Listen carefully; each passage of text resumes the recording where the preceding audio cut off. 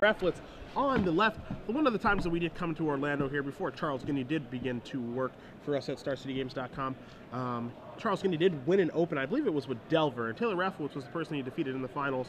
A youngster, pretty good Magic player. A lot of people in this area do know him. He has experienced some success, and he is playing the Aristocrats, Tom Martell's Pro Tour winning deck. Not many changes here to it, and he is against Zachary Kirby playing Esper Control. Yeah, the Esper Control list looks pretty stock. It looks very much like from the Pro Tour list as well. We have Restoration Augur Snapcaster in the main, along with one Angel Serenity out of that sideboard. In this matchup, I think we're going to see Ghost Councils from both sides. We have a little bit of counter magic, even a Dispel to stop the trickiness. And there's the Blind Obedience. Now, I really like the Blind Obedience in the matchup because Falconwrath Aristocrat hits really hard and is a tough card to deal with, along with Obzidot. Obzidot then just turns into a poor Sulfuric Vortex. And now we are going to see Taylor add to the board here. You're going to see multiple Knight of Infamy here, 2 Exalted triggers. So he's going to be coming across for 4. You'll see a Doom Traveler post-combat, a card that is very subtle, something that we've talked about with other cards this weekend, but it does get the job done, and it's a card that you saw Team SCG have a lot of success with at that Pro Tour. That is true. We're going to see Catacombs come down and a Supreme Verdict. That's going to take care of 2 Protection for Right creatures, Giggle. I love when that happens. Yeah, as do I. And we see Doom Traveler die as expected and bring back its spirit. Now here is a Sorin. Now Sorin is very good against an Esper Control deck. He's going to make a Vampire with Lifelink. That should come into play tap, but it's not going to be relevant. Yep. We will get that corrected for you guys in just a moment. And even though you have the ability to put 1/1s into play every turn, the tick down Sorin emblem is very scary against a deck like Esper Control. And now the Spirit untapped too. Okay, there we go. Board is correct. And now we are all kosher. So you guys do see Sorin, Lord of Innistrad, on the screen. Again, another card that we talked about, and we talked about this over the course of the weekend. High power level cards being printed in Magic right now that, you know, you're a little bit surprised when we first saw this card. You go, wow, I can't believe they would make this card. This card's insane. They just printed Lingering Souls too. You know, Intangible Virtue. What are they doing? And we have seen Sorin be a little bit underwhelming. Oh, of course, especially when going into Pro Tour Barcelona, Sorin and Lingering Souls were going to have a fun time together, but they did end up banning Sorin. They did end up banning Intangible Virtue. We did not see any Sorins that entire tournament. So we do see some more tokens being made here. Taylor pushing his advantage every turn with Sorin Innistrad, making a 1/1 Black Vampire with Lifelink. Again, he can threaten that emblem at any point, but we are going to see Azorius Charm get cycled here. Plus, you'll see an Extort from the Blind Obedience.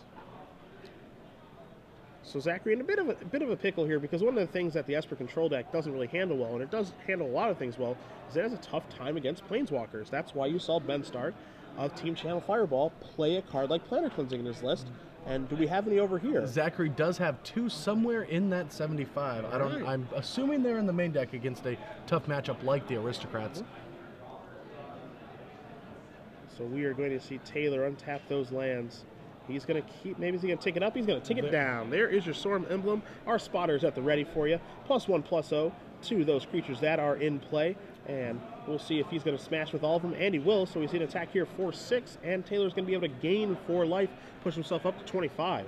Yeah, not something that a deck like Esper Controls really care about. Like, once the engine is online, we just mill out our opponents anyway.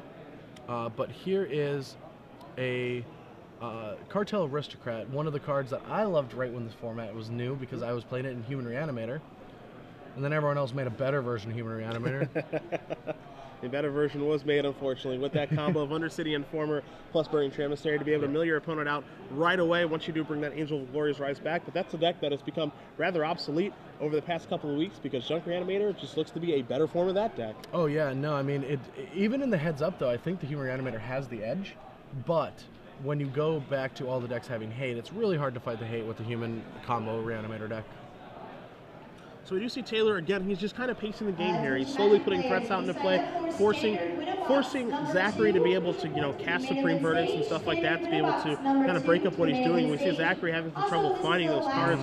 You see the Aristocrats able to pace the game in such a way that it doesn't have to extend itself very much. Well, you could argue that, but one of the more powerful things is he has a Boros Charm in his hand. He has the answer to a Supreme Verdict and a Planar Cleansing. Planar Cleansing would take care of that Sorin, leaving only 2 Sorin emblems on the side of the Aristocrats, but Boros Charm stops all of that.